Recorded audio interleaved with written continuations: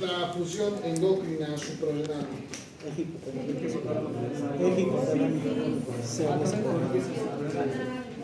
¿Quién quiere levantar la mano y decirme? ¿Cuál es? Saquen sus álbumes. Saquen sus álbumes porque les voy a pedir. A partir de ahora ya no vale en otra. A ver si instantáneo, creo, ¿no? Si no es el álbum anillado, fuera. Es el hipotálamo hipofisiario córtico suprarrenal. Mira, solita.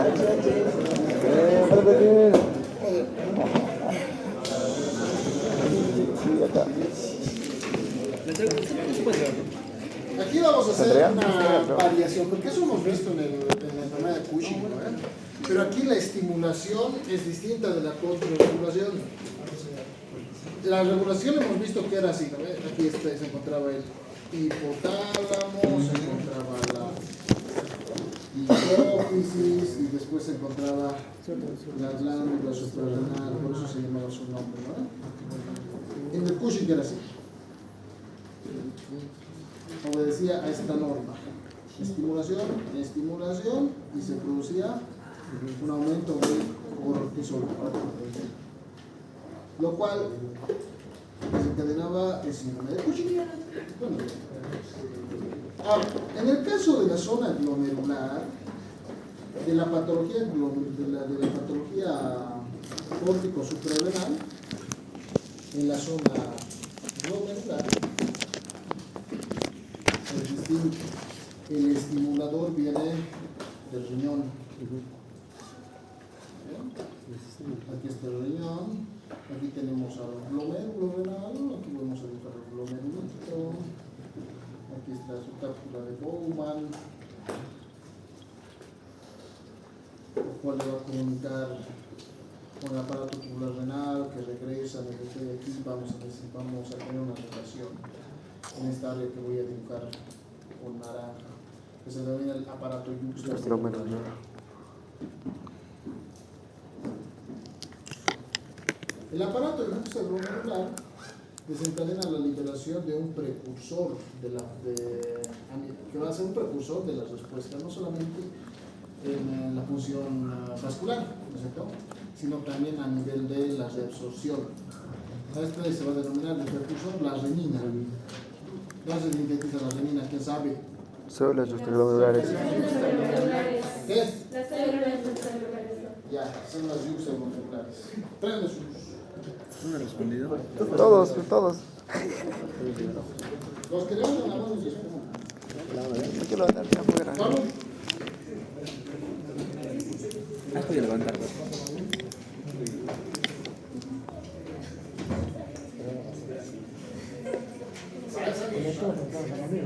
Sí. Las células yuxtaglomerares. La renina va a desencadenar la liberación de dos factores: la angiotensina, la biotransformación del angiotensinógeno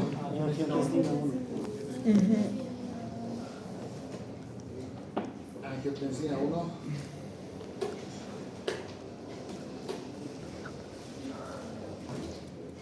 y a nivel pulmonar la angiotensina 2.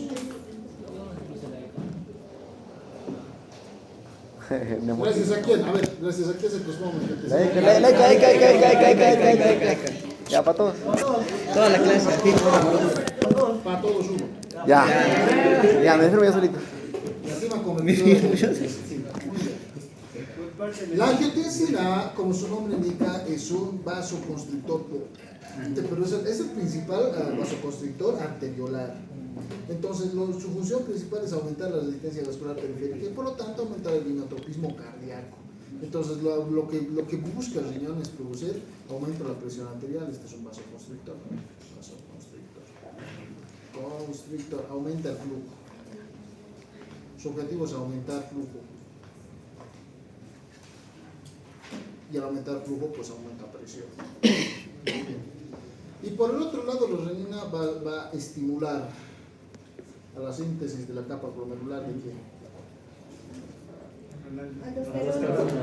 aldosterona, exactamente, la aldosterona tiene la función de desencadenar una respuesta precisamente aquí, en el túbulo contorneado distal. Conector. Aquí apertura canales específicos, ENAC. los canales de sodio potasio, ENAC. ATPase. ENAC. Ahí punto. Entonces, lo que desencadena es que se absorba el sodio y salga el potasio. Entonces tiene que haber, gracias a la aldosterona, por un lado, primer factor sí, aumenta la bulimia. Segundo factor sí, aumenta la natremia. Y tercer factorcito, disminuye la potasemia.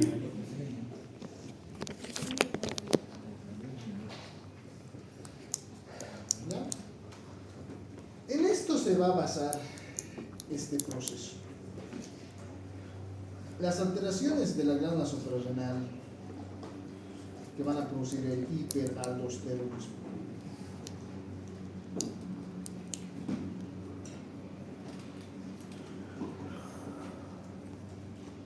En el caso del hiperaldosteronismo no hay primario, pero no hay primario ni secundario, evidentemente siempre va a ser primario, ¿no? Siempre por estimulación. No obedece al eje que hemos visto previamente, pero en el déficit sí, en la estimulación no. ¿Muy bien? ¿Qué más tenemos que mencionar al respecto? Entonces, cuando hay un aumento de la síntesis de aldosterona, pues ya sabemos lo que nos vamos a tener, ¿no? Vamos a ver esto. La principal alteración que vamos a ver entonces asociada al hiperaldosteronismo, ¿qué será? Hipertensión arterial. ¿Ya? Hipertensión arterial sistémica por aumento de bulimia. Por aumento de bulimia. Ahí se encuentra la causa. Muy bien. Eso es lo que vamos a ver el día de hoy. Doctor, ¿Sí? también se podría presentar alcalosis debido a que se van a expulsar hidrogenados. Sí, también. La alcalosis es precisamente por las células intercaladas, ¿no? Que también se encuentran en el tubo contorneado distal. Son las reguladoras del pH, entonces se va a ver alcalosis actualmente. Muy bien. Te debo una vida. Sí. ¿Y de qué mecanismo se regularía la aldosterona? O sea, ¿qué receptor estaría el que estaría? La única forma de que se regula el aldosteronismo es a la baja. Y ahí sí va a tener que ver la ACTH, pero a la alta no. A la alta habitualmente no. ¿Ya? Continuemos. Buena pregunta, te debo punto.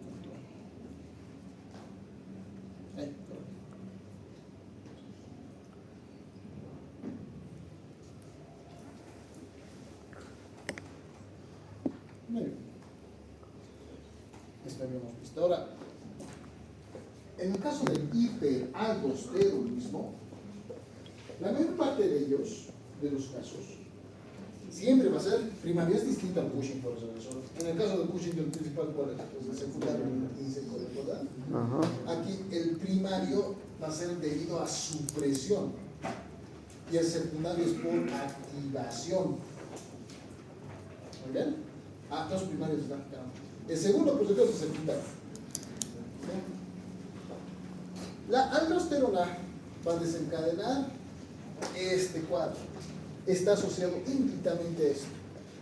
No hay otros parámetros clínicos asociados adicionalmente a ese. La mayor parte del hiperaldosteronismo solamente produce hipertensión arterial. ¿Está bien?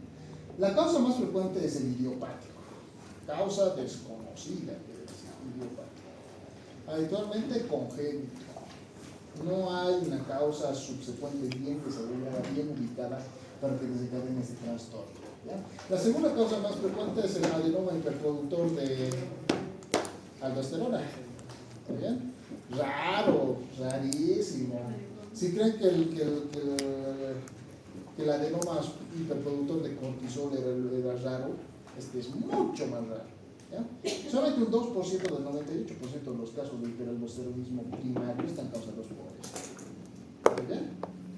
Ahora, en el caso de las alteraciones asociadas a primario, al hiperaldosteronismo primario, tenemos a estas tres causas, principalmente mutaciones de estos genes, del CAS, CNJ5, no os voy a preguntar eso.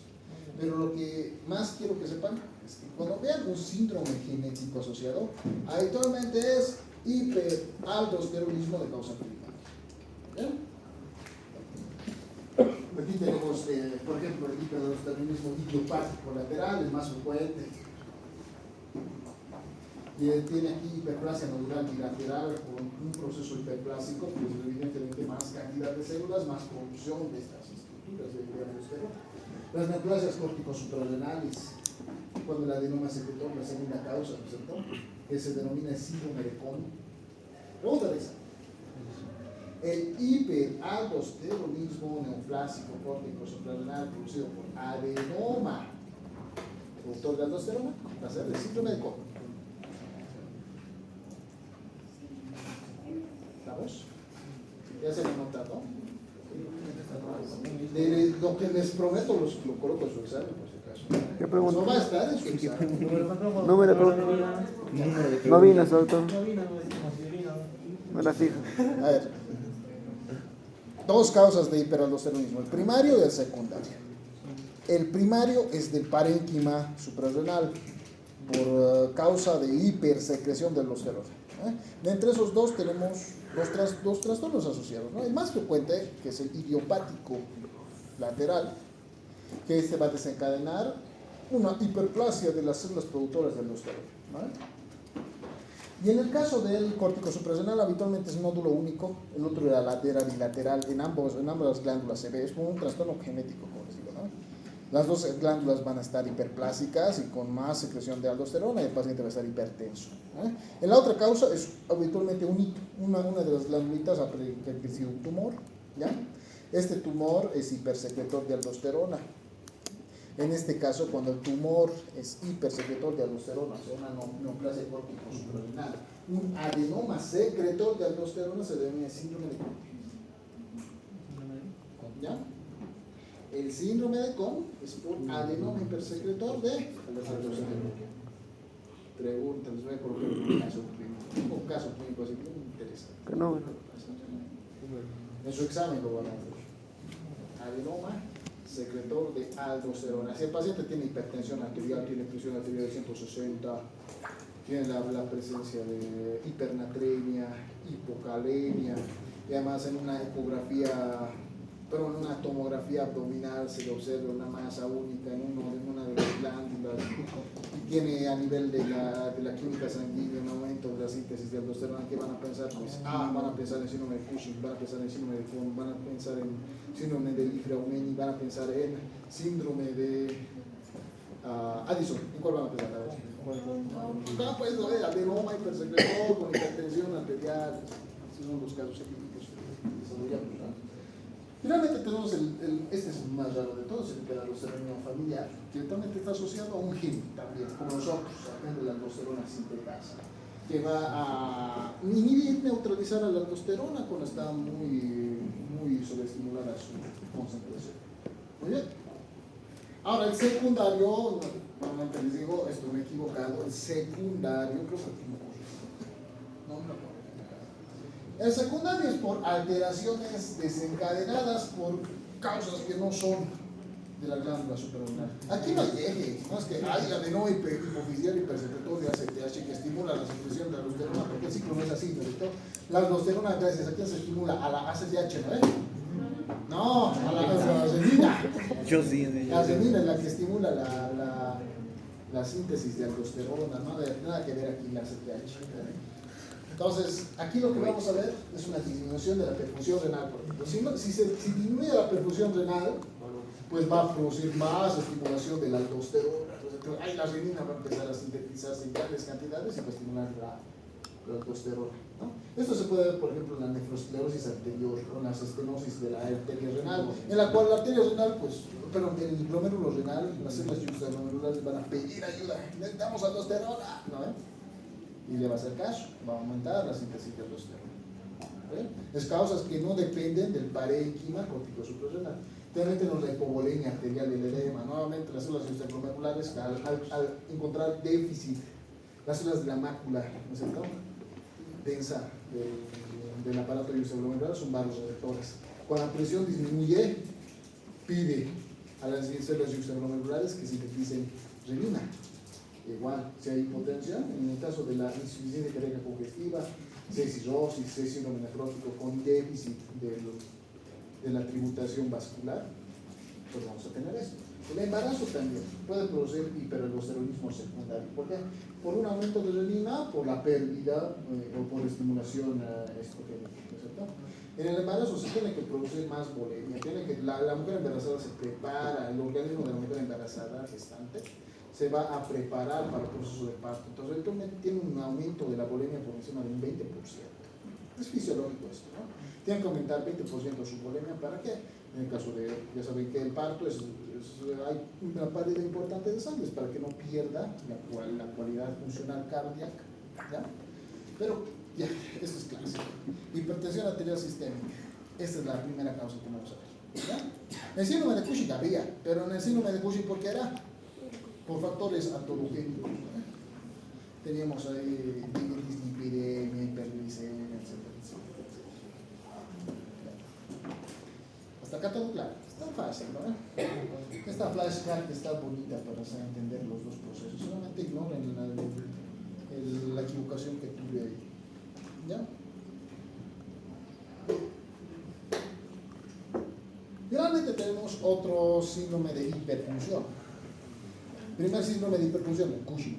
Segundo síndrome de hiperfunción, el hiperaldosteronismo, ¿no? Ahora tenemos el síndrome cronogenital. Cuando este se eleva, pues va a desencadenar el dimorfismo sexual, ¿no? La testosterona, bueno, los andrógenos se transforman en el tejido periférico, entonces tienen repercusión dentro de algunos procesos celulares. Por ejemplo, en el folículo piloso, los andrógenos que hacen estimulan su crecimiento, estimulan el desarrollo del folículo piloso, aumenta la vasculatura, ¿no? En la mujer que tiene síndrome adrenogenital le vamos a ver con insutismo, va a perder el pelo, eventualmente forman alopecia areata, forman alopecia central, inversión del pelo público, agravamiento de la voz. La obesidad misma del síndrome de Cushing era la causa del síndrome adrenogenital. ¿No recuerdan el síndrome de Cushing cómo era la obesidad? Se triplica, ¿no? Una obesidad amiloide, piernas y brazos flaquitos y una panza, ¿no? La fase de luna llena, o sea, todo esto es androgenizante, entonces está derivado. Y un sobredesarrollo de las hormonas esteroideas sexuales, de la deshidroepiandrosterona y la androstenediona. Muy bien. Ahora, la etiología, la más frecuente, neoplasia córtico-suprarrenal hipersecretoria. ¿Ya? También tenemos hiperplasia suprarrenal congénita. Esto es pero derivado de síndromes específicos, hay síndromes asociados a esto. ¿Ya? Acá, habitualmente lo que sucede es una deficiencia de una enzima que va a catalizar los corticoides, todas las hormonas esteroidógenas de la corteza suprarrenal, que se denomina enzima B21 hidroxilasa, pero también hay la enzima 17 hidroxilasa. ¿Ya? Este trastorno habitualmente está más asociado en el sistema, en el periodo perinatal y en la infancia. En este proceso, pues, habitualmente también todo está enclavado. O sea, la glándula suprarrenal, a pesar de que tiene franjas, casi todas en mayor o menor medida son estimuladas por un proceso hipersecretorio. Entonces aquí también lo que vamos a ver es depresión del sodio y hipotensión, ¿ya? Porque hay una afección de la capa reticular que habitualmente pierde el territorio frente a la reticular. Ya la reticular crece por el tumor y eventualmente la zona glomerular queda depresiva. ¿Ya? Entonces, ¿qué vamos a ver acá? Vamos a ver hermafroditismo. En el periodo perinatal se va a cometer eso. La existencia, la coalescencia de dos órganos sexuales. Los dos habitualmente pueden ser inmaduros, uno puede ver más que el otro, pero se puede ver ambos, ¿no? Un pacientito, una pacientita que está desarrollando hermafroditismo, en el cual tiene conducto vaginal y puede tener pene o escroto, ¿no? En el adulto ya se ve la inversión de los caracteres sexuales secundarios, ¿no? Y ahí ya no es una alteración del desarrollo, ya no existe una anormalidad dentro del proceso de de la diferenciación de los órganos sexuales, evidentemente no va a haber, ¿no es cierto?, una depresión en los órganos sexuales, ¿no? El pene no se va a volver vagina y viceversa. Los caracteres sexuales secundarios son los que se van a ver. O sea, se va a ver hirsutismo, alopecia, todo eso, ¿no? Lo que sí se va a ver en el adulto es déficit en ambos, en la mujer y en el varón. No porque la testosterona no se esté liberando de manera extrema, ¿no es cierto?, o los andrógenos débiles estén liberando grandes cantidades, que es que el varón va a ser más varonil, ¿no ve? Va a ser más barba, o que va a desarrollar más masa muscular, un leñador, ¿no? Se va a volver así. Más bien pierde. ¿Por qué? Porque son factores andrógenos débiles y esos ocupan receptores donde debería estar la testosterona, ¿no? Y entonces habitualmente lo que se produce en el varón es que produce infertilidad, produce disminución de la formación de los espermatozoides en el testículo, puede producir infertilidad. Y a la mujer también pues, puede producir alteraciones en el ciclo ovárico, puede producir infertilidad también en ambos casos. ¿Ya? Muy bien. Entonces, con esto nos queda lejos. Las alteraciones de la formación de las hormonas masculinizantes de la zona reticular van a producir en el periodo perinatal o en el periodo embrionario hermafroditismo. Y en el adulto, inversión de las características sexuales secundarias e infertilidad en ambos. Sí. Doctor, el hermafroditismo porque tiene un exceso de el hermafroditismo se produce porque en el proceso gestacional la testosterona establece la formación del conducto de Müller, ¿no? Doctor, sería la persistencia de los dos conductos de Eso Wolff es. y de Müller. Exactamente. En vez que, digamos, si fuese una mujer Debería cerrarse uno. desaparecerse. Sí, debería cerrarse uno. No se olviden que el desarrollo embrionario en la mujer es todo al negativo, ¿no es cierto? Pero si persiste todavía la liberación de andrógenos, se va a formar el precursor de los órganos masculinos, ¿no? Así es. ¿Y en los hombres ya no sería considerado un pseudo-hermafroditismo? No, el pseudohermafroditismo es más que todo por un síndrome genético. No tiene que ver con esto. Ya, ¿quiénes han preguntado?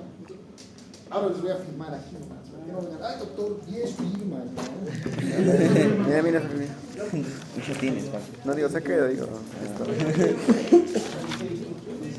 ¿Qué? ¿Cómo que?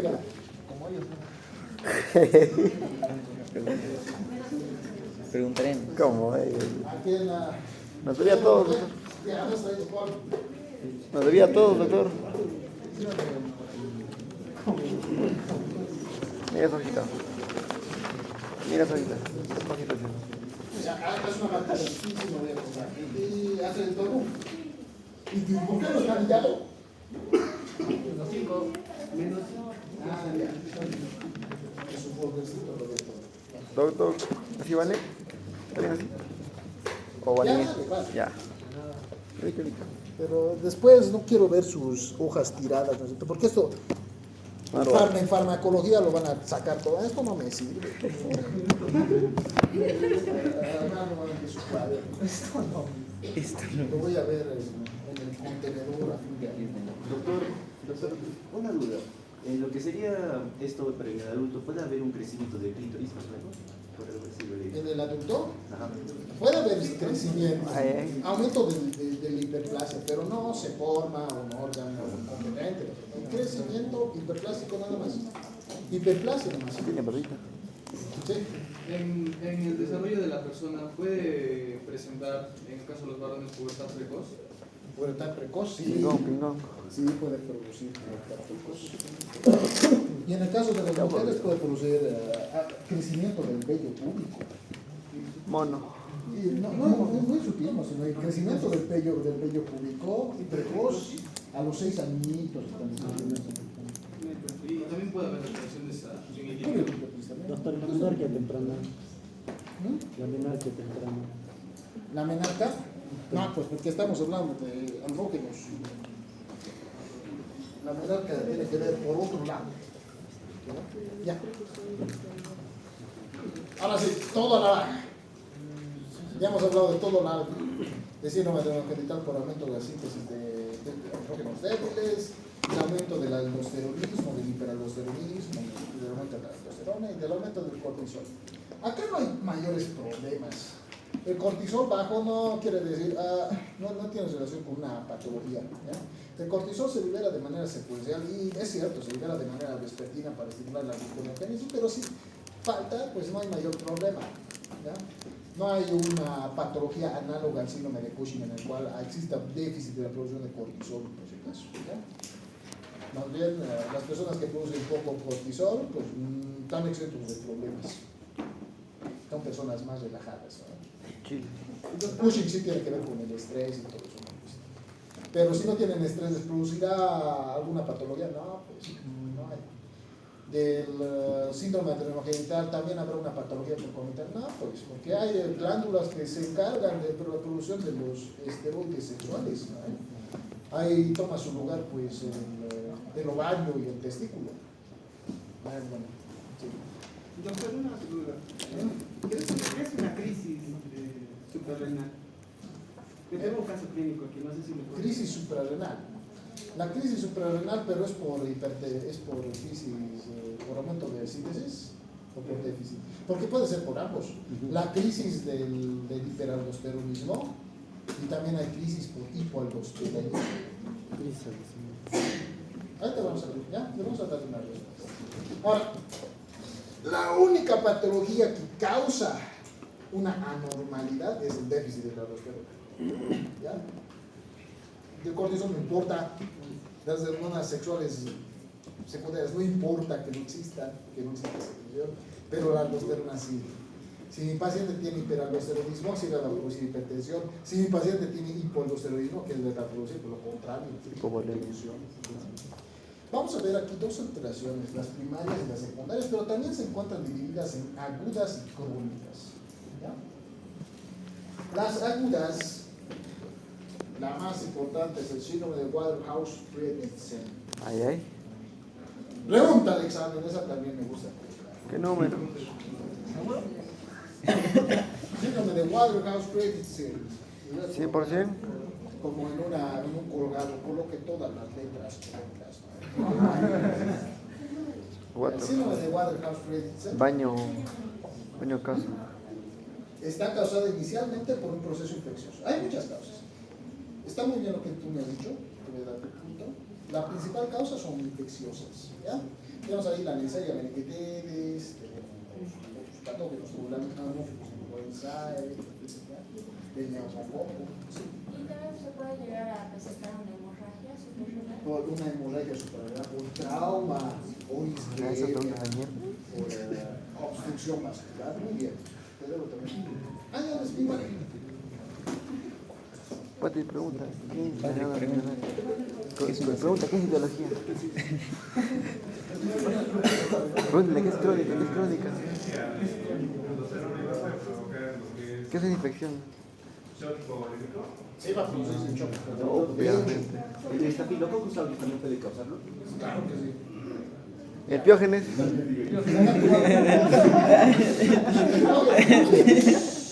Cualquier bacteria sistémica puede producirla. En el libro puede haber colocado ejemplos, pero esas son las más frecuentes. ¿Sí? ¿Cómo una coagulación intravascular diseminada puede provocar el síndrome de Waterhouse-Friderichsen? Una coagulación intravascular diseminada por déficit de perfusión. ¿Ya? Y la glándula suprarrenal es un órgano bien perfundito, recibe mucha vasculatura. ¿Ya? ¿Por qué? Porque no solamente se encarga de la síntesis de cortisol, ambos tienen que dar ¿de qué más se encargará? Pues de sintetizar la glándula adrenal. No, adrenalina, correcto. Adrenalina, pues, A mi punto. por eso tiene hipotensión, shock hipotensivo. Ya no produce adrenalina. Si ya no se produce adrenalina, pues el corazón, ¿cómo va a latir? Ajá. El vaso sanguíneo, ¿cómo se va a obstruir? Si principalmente con neurotransmisores del sistema nervioso simpático está jodido, ya no se produce. Entonces ahí está la causa principal. Es una patología que puede matar rápido. El síndrome de Waterhouse-Friderichsen por una infección por septicemia que llega hasta ahí, produce lisis del tejido, que se produce por un enfermedad coagulativa, que se produce por isquemia, que se produce por un trauma, va a matar al paciente rápidamente. ¿No? Entonces tiene que ser identificada rápidamente. Hipotensión, le hacen una ecografía abdominal, una suprarrenal hemorrágica, bien llena de sangre, edematizada. Si no me acuerdo de todos los pies, hay que hacer administración rápida de catecolaminas, administración rápida de corticosteroides, para que pueda en cierta medida regular. ¿Ya? Ahora, la crónica, pregunta de examen, esta se va a denominar síndrome de Addison. Ay. ¿Ya? Ahí está. Entonces, no todo el hipoandrogenismo, pero el hipoaldosteronismo había sido Addison. Con la El crónica. agudo es Waldenström-Friedrichsen. Ahí. El crónico es Ah, Addison. Ahora, la causa del síndrome de Addison, la más frecuente, un 70% de los casos es autoinmune. Pero también puede ser causado por bacterias, como tuberculosis, que antiguamente era la causa más importante de Addison. De hecho, ha sido descrita en el año 1850-70 por Thomas Alva Edison como una característica, una patología en la cual los pacientes tenían hipertensión, tenían letargo, estaban cansados todo el tiempo y además tenían manchas en la piel en las zonas expuestas al sol. Desde ella se había identificado, por eso tiene su nombre, la enfermedad de Addison. ¿Ya? Ahora, aquí la suprarrenalitis autoinmune está asociada a dos síndromes clínicos. ¿Ya? El APS o supresión antigénica primaria de tipo 1, que habitualmente está asociado a un regulador que se llama el AIB. Pero el examen, el gen AIB. Oxígeno. Y el otro que es poligénico. La más frecuente, pero es la del gen AIB. Además de SIDA también puede producir esto,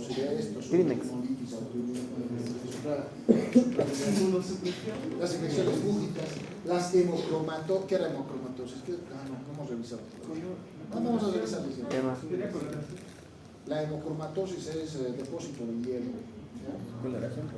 Sarcoidosis también. La sarcoidosis es por depósito de amiloidógeno.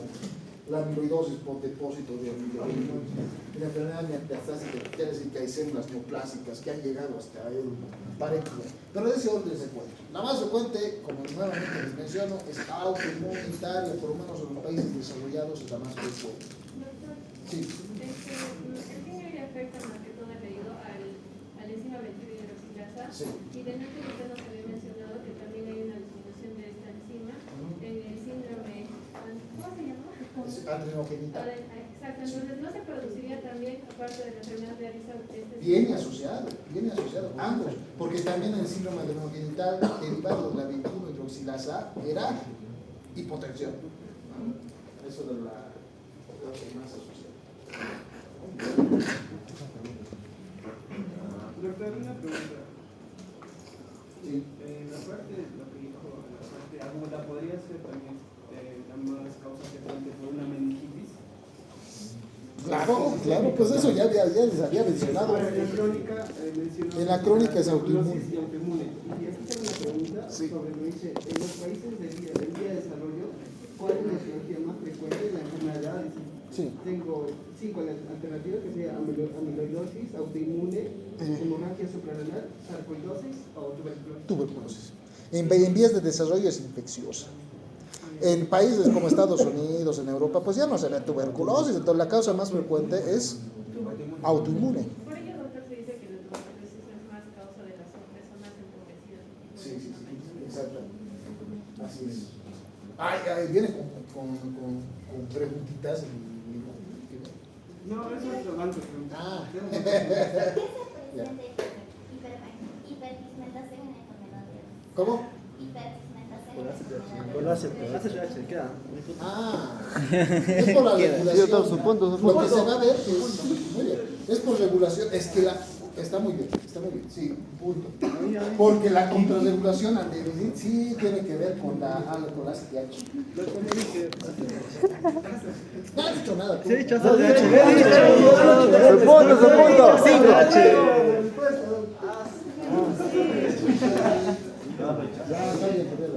por pena.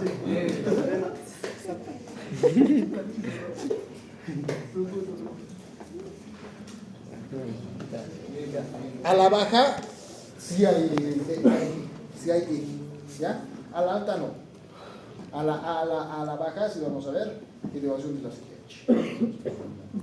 La elevación de la CTH que va a tratar de hacer estimular a la corteza suprarrenal para que sintetice aldosterona, porque es un mecanismo de compensación, ¿ya? Esa es la única parte en la cual vamos a ver. Entonces aquí sí vemos a CTH. En la primaria, elevación, y en la secundaria, ¿cómo será? Pues Aumento de disminución. Esto es lo que estamos acostumbrados. a su punto. Aumento que es el primario, disminución que es el secundario. Ya hemos visto en tiroides. Aumento, que quería decir. ¿Cómo aumento? Tiroides. Hipertrofia. Era primario, que era.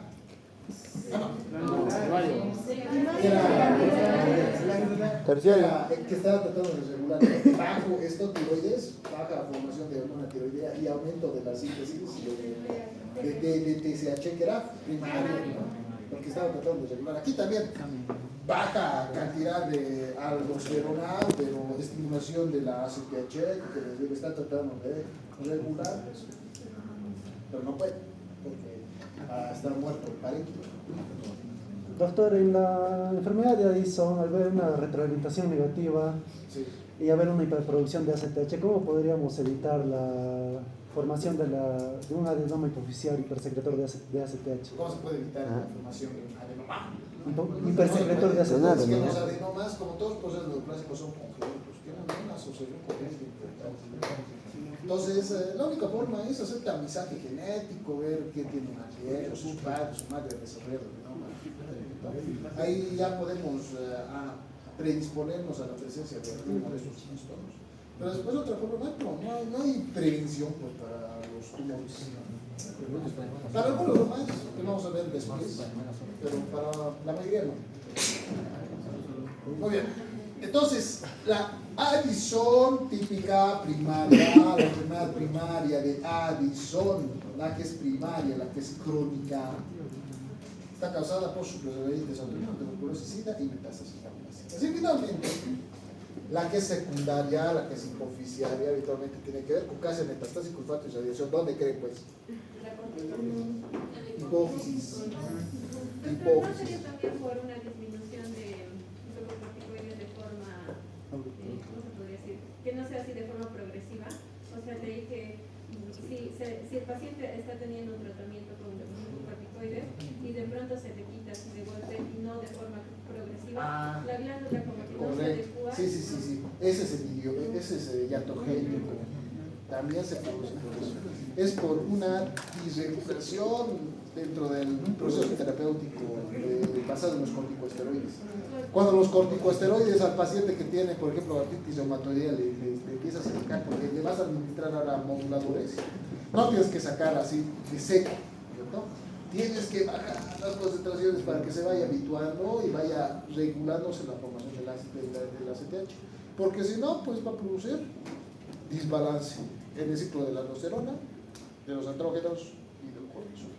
Doctor, en la secundaria también no sería porque hay una zona que entraría En la secundaria con atrofia en la glándula suprarrenal. Atrofia es que cuando es primario, es Addison. El secundario es adeno hipoficial. ¿Puede ser también por una cirugía hipoficiaria? Puede ser. Cualquier alteración que desencadene este proceso de PG que no tenga que ver con afección del parénquima suprarrenal va a ser secundario. ¿Ya? Va a ser secundario.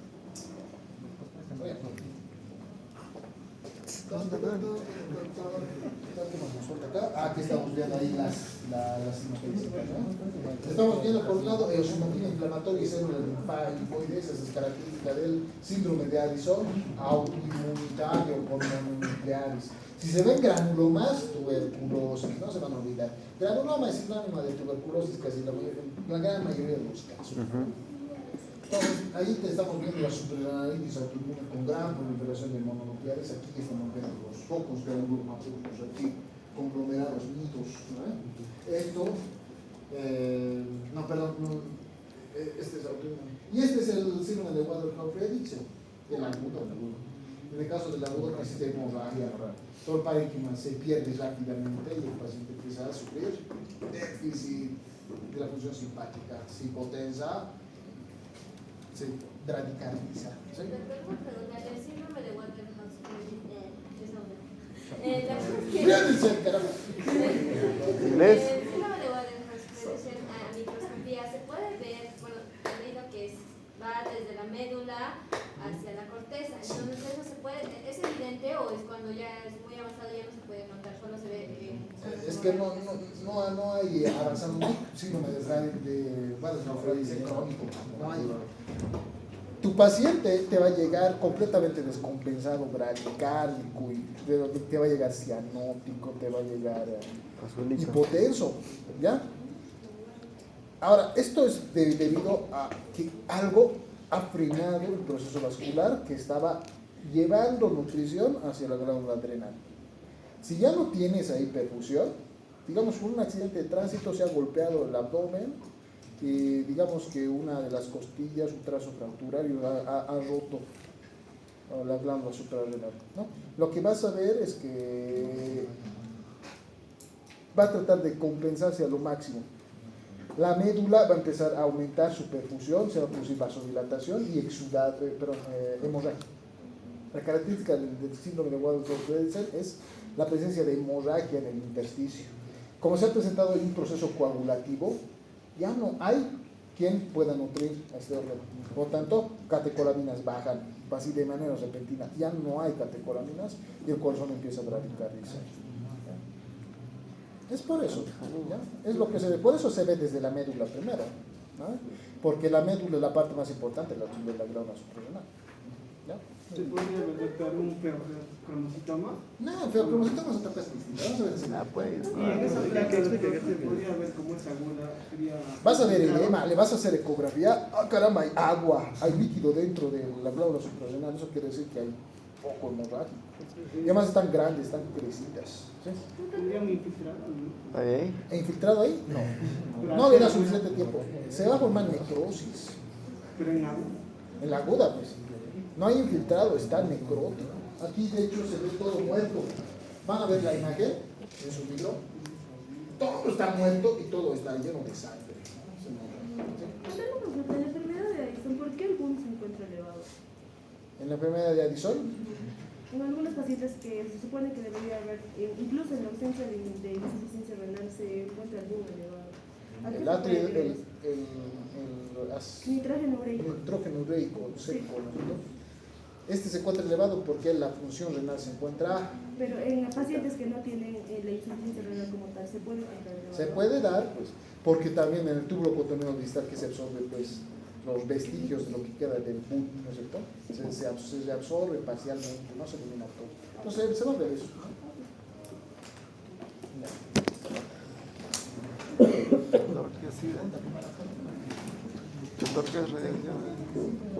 Ya, continuaremos. Ya estamos acabando. ¡Tumores! Ahora sí, querían hablar mucho del feocromocitoma. Ya, expláyate, Roger. Los tumores suprarrenales, córticos suprarrenales, córtico, todavía la corteza, lo seguimos dividiendo en corteza y nervio. Primero vamos a hablar de la corteza. Se van a clasificar en benignos y malignos. ¿Bien? Los tumores benignos se van a denominar como es una glándula y es un sobrecrecimiento tumoral. Terminan en oma, pues oma quiere decir tumor benigno. Wow. Y adeno quiere decir glándula, tumor benigno de glándula, adenoma. ¿No sabían? Si no sabía de la etiología, pero la etimología de la palabra. Adeno, glándula, oma, tumor de glándula. Eso quiero decir. ¿Ya? Estos habitualmente son incidentalomas. ¿Qué quiere decir eso? Que se encuentran de manera incidental. Estaban operando a su paciente por, no sé, un vólvulo intestinal. Estaban así desbridando y ven ahí la glándula suprarrenal con un tumorcito, ¿no? Pero habitualmente son incidentalomas, no producen mayor clínica. pero puede producir en algunos casos hipersecreción. Como ya hemos visto, es muy raro el hiperaldosteronismo producido por tumor. ¿Cómo se llamaba eso? El hiperaldosteronismo producido por tumor. Síndrome de Cohn. Síndrome de Cohn. Ahí se ve. Voy a levantar la mano. Los tumores malignos se van a llamar carcinomas. O sea, adenocarcinomas. Carcinoma, tumor maligno. Sí. ¿Ya estamos? Adenocarcinoma. Este se encuentra asociado a dos síndromes principalmente, porque no es muy raro que sean azulitos. Habitualmente vienen asociados a dos síndromes multipolitémicos, como el síndrome de Lee-Fraumeni y el síndrome de Beckwith-Wiedermann. No les voy a preguntar, pero raros son, muy raros son los carcinomas malignos hiperproductores, pero estos habitualmente producen hiperactividad. Pero esta preguntita sí, esto es importante porque esto sí tiene pregunta en su examen. ¿Ya? Los tumores benignos. Tumores benignos vienen asociados a hiperaldosteronismo y síndrome de Cushing. ¿Ya? Tumor benigno, su paciente está con hipertensión arterial, tienen un tumorcito ahí. Mi paciente tiene hipertensión arterial y obesidad centrípeta. Ese tumorcito que tienen, ¿a qué lo van a atribuir? ¿A un tumor benigno o a un tumor maligno? Benigno. Ahora, si su paciente viene con alteraciones sexuales, solamente eso, ¿ya? Solamente alteraciones sexuales, de las estructuras sexuales secundarias, que vamos a grabar a su mujer, tiene insultismo, ¿no es cierto? Y en la ecografía ven un tumor, ¿qué van a atribuir? Maligno, se pasa a asociar a uno de estos dos síndromes. Doctor, ¿Qué?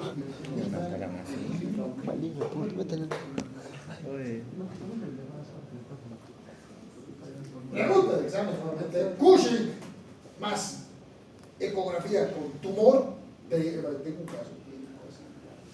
Ecografía con tumor. Glándula suprarrenal, tumor único.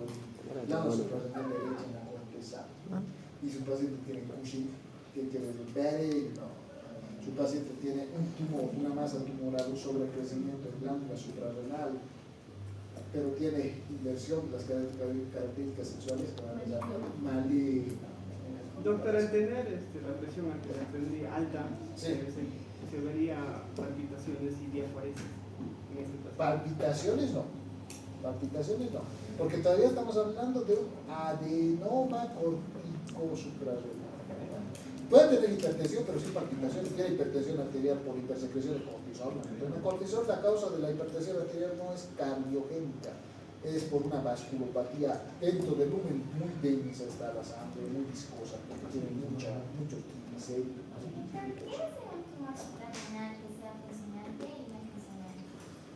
El tumor cortico suprarrenal funcionante, lo más frecuente es que sea no funcionante, es hiperfuncionante.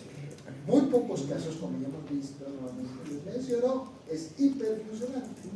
Cuando es hiperfuncionante, habitualmente es asociado a un proceso sindrómico tumoral. ¿Cierto? Sí.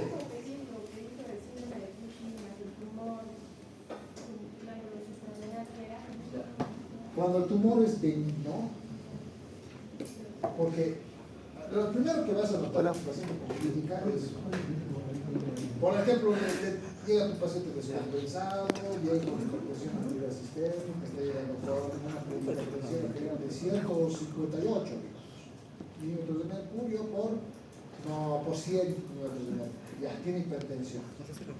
Ya tomas todas las medidas, le administras fármacos antihipertensivos, pero tienes que ver la causa, ¿no? Ahora, una de las causas poco frecuentes, por cierto, es una anemia policial, entonces le solicitas así, porque este tumor, pues, este proceso hipertensivo había sido recibido de tratamiento antihipertensivo. Tú lo administras enalapril, losartán, nifedipino, varios fármacos, pero ninguno está dando resultados. Eso quiere decir que hay algo más.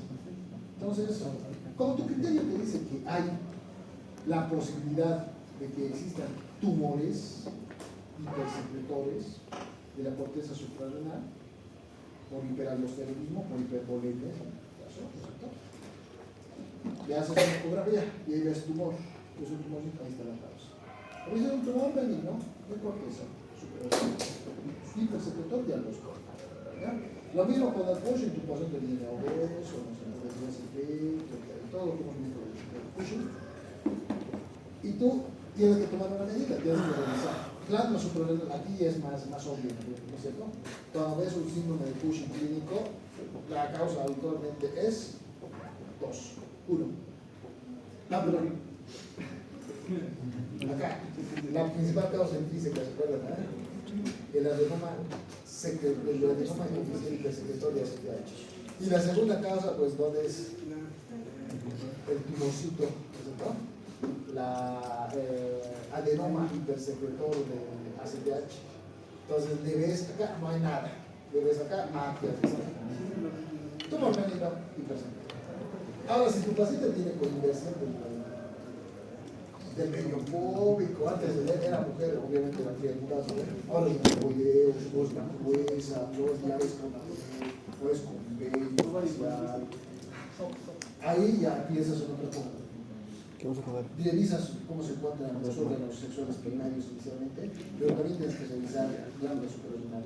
¿Ves glándula suprarrenal? Tumor. Habitualmente está sucediendo con eso va. Doctor, sí. Histológicamente, ¿cómo se puede diferenciar un tumor benigno de uno maligno? Anaplasia. En el tumor benigno, pues lo que hay es proliferación e hiperplasia. Van a ver si el tumor es córtico suprarrenal, van a ver un sobrecrecimiento de los espongiositos, muchos espongiositos desarrollándose. Ahora, si el tumor es maligno, por lo que van a ver es esto, pues, alteración nucleocitoplasmática, discariosis, la presencia de alteraciones del plasma, plasia, displasia. Sí. Doctor, y microscópicamente se puede observar una atrofia. Sí. Microscópicamente atrofia, no, pues atrofia quiere decir que hay poca. Atrofia se ve más que todo en el síndrome de Addison. Ahí sí. Doctor, una duda, doctor, ¿se podría confundir el hirsutismo con un SOP, que sería el síndrome ovario poliquístico, y con esto? Se puede. Por eso, lo primero que tienes que ver en una alteración adrenogenital es órganos sexuales primarios y el órgano sexual secundario hipersecretorio. Es este. Doctor, sí.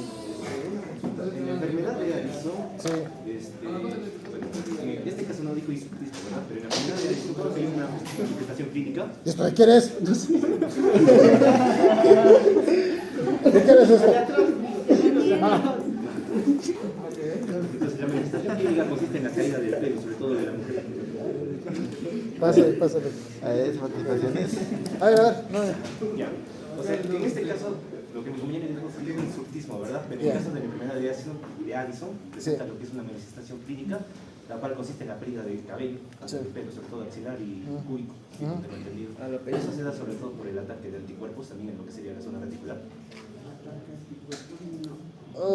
Puede ser.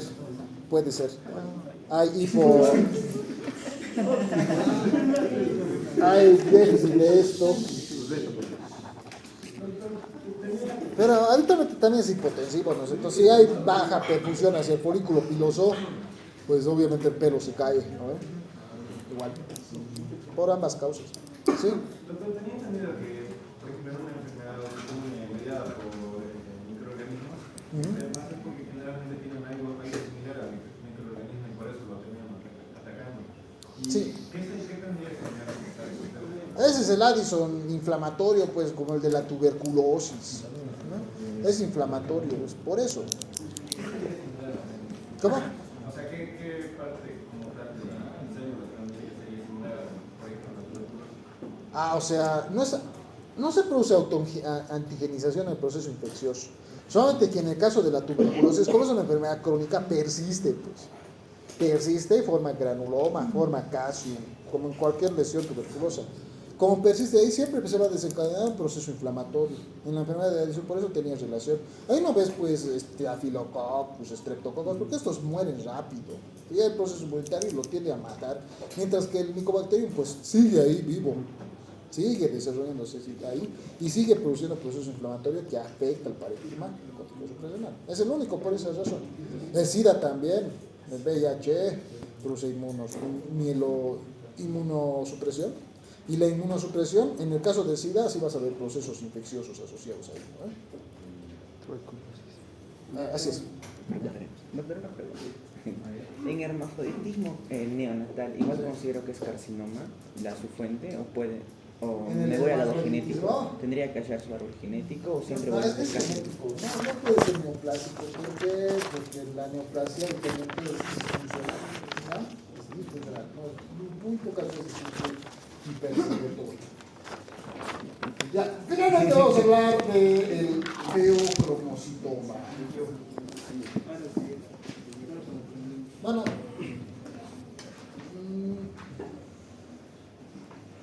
ahí sí sería cardíaco, ¿no? ¿Cómo? Ahí sí sería el cardíaco. Este tiene repercusión cardíaca.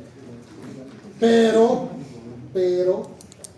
hay que diferenciar. Los dos que hemos visto arriba son córticos suprarrenales. Este es el tumor benigno por excelencia de la médula. Feocromocitoma, ¿qué quiere decir? De las células. Cromáfines. A mi punto. Acá. Acá, doctor, acá. Yo dije primero. Acá, doctor, acá. A todos, igual a todos.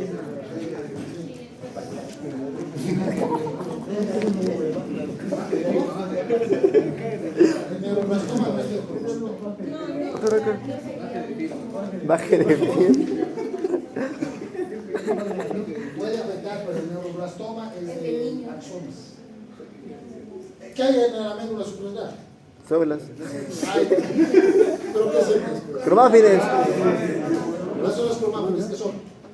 Células nerviosas. Son neuronas. Sí. Sin axón. No son mínimo. neuronas que solamente producen neurotransmisores. No haría de. Pero el neurofibroma, como tienes Acá, doctor. el neurofibroma es de las células gliales. Este no produce síntesis de nada, solamente crece. Sí. ¿Tú por qué? ¿Por qué? Sí, todos hemos dicho. Sí, acá también. Sí, doctor, para todos. Yo te dije que lo hagas. ¿Acaso estoy haciendo caridad? Te dije que lo más feliz.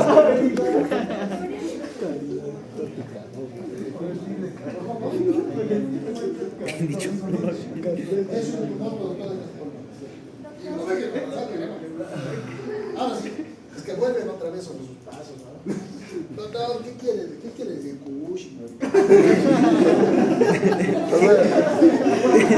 Fócate con la mina. Vamos, averiguamos esto.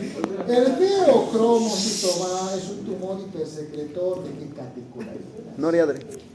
Ya, punto. Las catecolaminas son la adrenalina y la noradrenalina son los principales neurotransmisores reguladores del sistema nervioso central. Entonces, en un paciente que va a tener un feocromocitoma secretor de catecolaminas que van a ver, va a tener el paciente palpitaciones, metabolismo aumentado, aumento de la presión de la vasoconstricción arterial, aumento de la frecuencia respiratoria de infusión en el proceso intestinal, ¿no?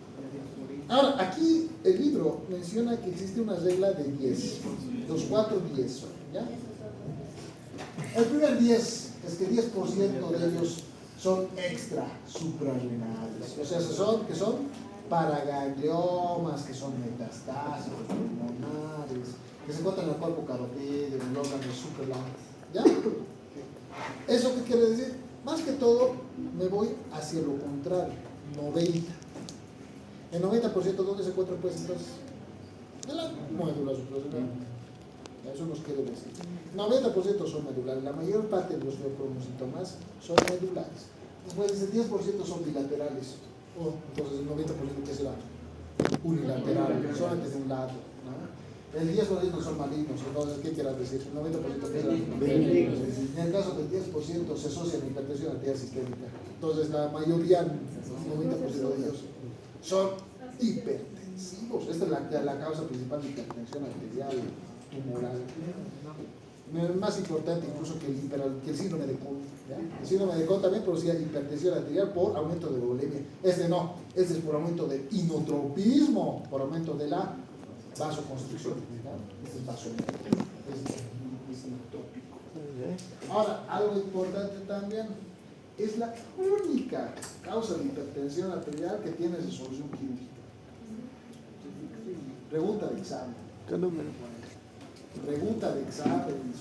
Les van a preguntar eso en su examen de grado. Y su paciente tiene hipertensión arterial, les van a preguntar: ¿habrá alguna hipertensión arterial que se pueda solucionar de manera quirúrgica? Ustedes van a decir: sí, el feocromocitoma. ¿Qué es el feocromocitoma? Es un tumor benigno adenomatoso unilateral, córtico suprarrenal, hipersecretor de catecolaminas. Eso es lo que es. Doctor, al tener una solución quirúrgica, ¿estaríamos involucrando también la corteza? ¿O no? ¿O solo la... Se resecciona todo, pues. El problemita con el feocromocitoma es que tu paciente se puede morir por una arritmia, ¿no? Entonces, si todavía tiene la otra glándula suprarrenal para producir esto de las catecolaminas, pues hace la resección completa. No es que puedes separar medio de corteza, pelarla con una manda. No se puede. Tienes que hacer resección de toda la glándula.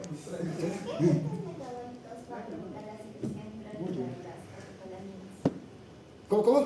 ¿Qué efectos metabólicos va a provocar la secreción crónica de las catecolaminas? Pues todo a la alta, todo lo que está estimulado por el simpático a la alta. Va a estar hipertenso, va a estar palpitante, su corazón va a tener palpitaciones, va a estar inquieto, va a estar midriático, se va a despertar en medio de la noche con palpitaciones.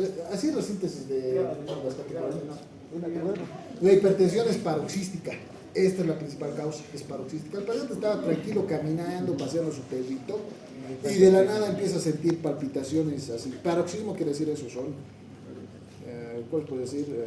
Son súbitas. No estaba haciendo nada, estaba sentado en el parque dando de comer a las palomas, y de la nada palpitaciones, sudoración, diaforesis, midriasis. A esto no se le denomina la triada de Mena. ¿La triada de qué? De Mena. De Mena. Igual o sea, doctor, según lo que yo sé, son palpitaciones, sudoración profusa y cefalea. ¿De dónde has sacado ese? Se lo mostramos por video.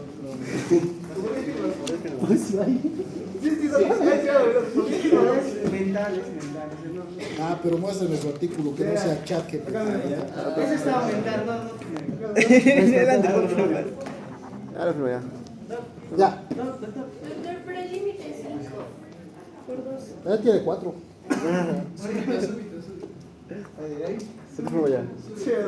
La fecha le van a colocar. ¿Y esto de quién es? Ah, ya. Otra vez esto. Ah, mierda, préstame. Te he preguntado. Límite 5. Aquí tienes, muchas gracias. Sí. Aparte del tratamiento más específico para un feocromocitoma, aparte de la fenoxidesamina, ¿qué tratamiento se le puede recomendar al paciente? Para el feocromocitoma es quirúrgico, evidentemente quirúrgico. O sea, antes de la cirugía. Es que el fármaco solamente va a regular la estimulación del receptor para las catecolaminas. O sea, te sirve solamente para el episodio, pero la cura completa se va a producir con la extirpación del tumor. Porque el paciente va a tener que consumir estos inhibidores durante mucho tiempo. ¿Ya? ¿Cómo es la forma de este tumor? Así, hiperplásmico. ¿Sí? Es hereditario. Pero como se toma es hereditario. No sé. Médico. Doctor. Del este, el compañero. No, su álbum. Ah, bueno, álbum dice. El mío, Sí van a tener que obligatoriamente hacer su álbum. Ya, el mío que lo dice.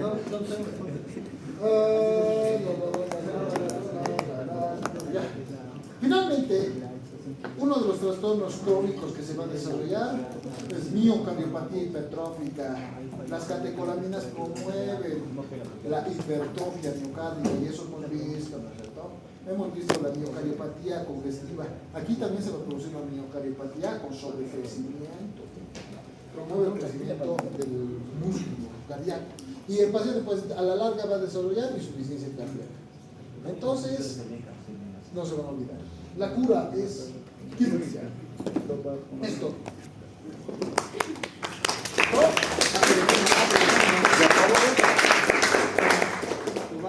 Ya.